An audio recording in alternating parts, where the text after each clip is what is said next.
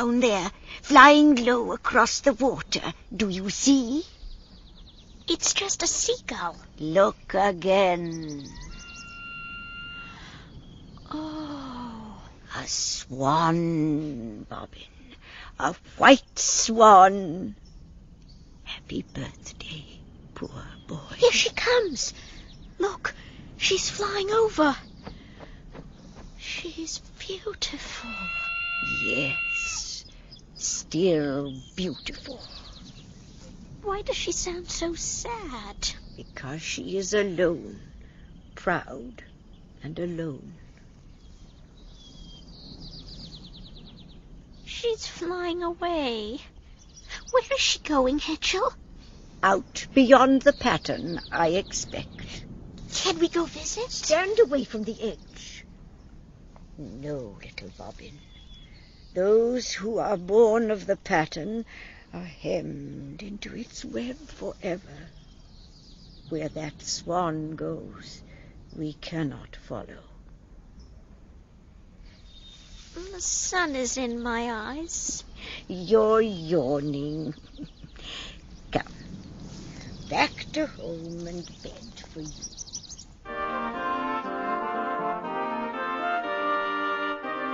The years were kind to Bobbin Threadbare. The boy grew tall and slender, with wide blue eyes that sparkled with mischief and intelligence. Yet Bobbin never went to school. The elders of the guild would not permit it. The other children were told he was a half-wit, and they taunted him with terrible cruelty, throwing stones if he came too near.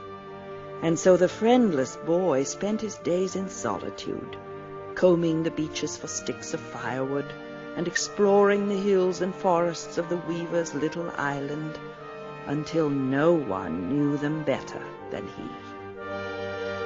Old Hetchel cared for Bobbin like her own son.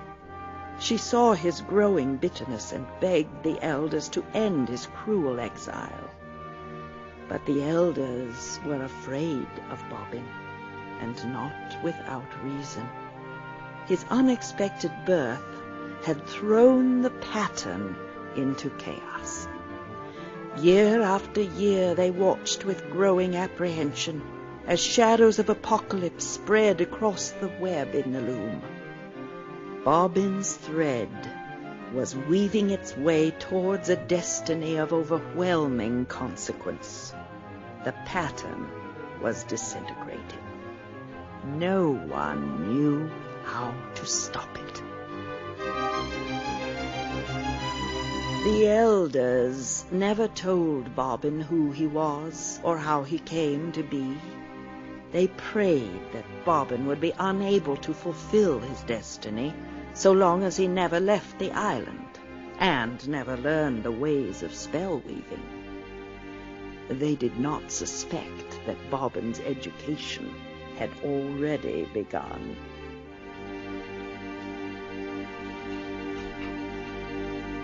Not tonight, Mother Hetchel. Especially tonight. Draw the curtains, boy. Sit here by the fire. Now, tell me, how many threads are there in a draft? 4. Their names? The throw. That's 1. The beat. 2. The treadle and the rest. Good. Let's see if you remember the draft I taught you. Spin it for me.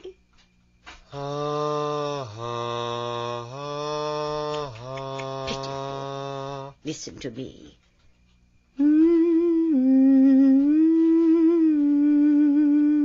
Now you know what the other boys do in school all day. I guess I'll never learn to weave. Rubbish. Do you suppose every weaver starts out with a golden throat? It takes years of practice, years. How long do you suppose the elders have been weaving? Nearly as long as I have, and that is a very long time indeed. But where do I begin? You begin with this. Do you know what it is? No. This is called a distaff. Our ancestors used a distaff to spin flax into thread. We use it to spin music and light into threads of influence. Show me. Hold the distaff in your hands, like this. Don't be afraid. Now, spin that draft I taught you again. Just the first thread. Flat. Spin it again, dear. This time, slide the thread high in your throat, like this. Can you do that? I think so.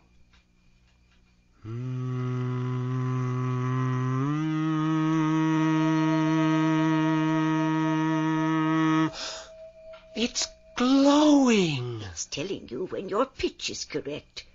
Try the beat and treadle threads. You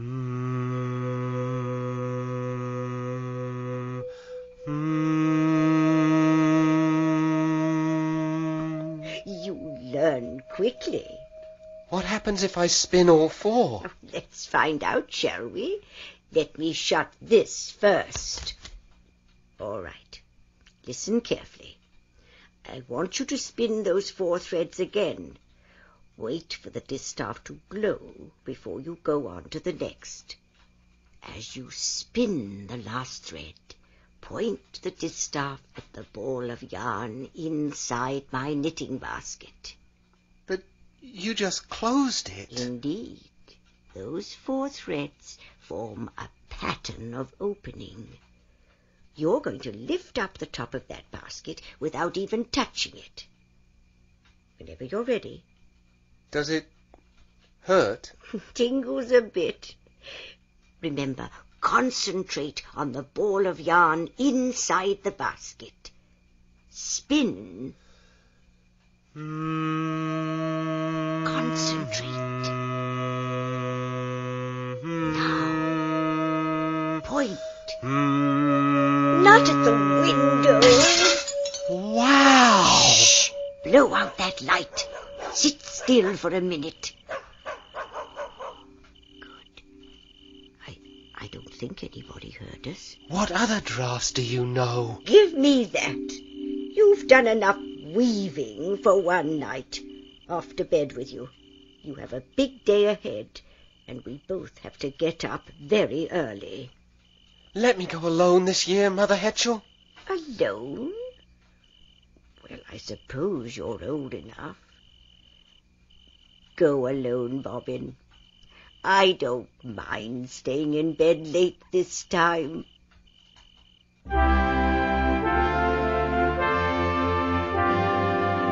It was still dark when Bobbin awoke. Quietly, so as not to disturb old Hetchel, he slipped into his warm grey robe and stepped outside into the chill before dawn. The climb up the cliff path was steep and dangerous in the darkness. Only the waves crashing against the rocks below broke the stillness. Bright stars twinkled overhead. It was still half an hour before sunrise when Bobbin reached the top of the cliff. He sat down beneath a crooked old tree and leaned back to wait for the 17th visit of the great swan. In less than a minute, he was fast asleep.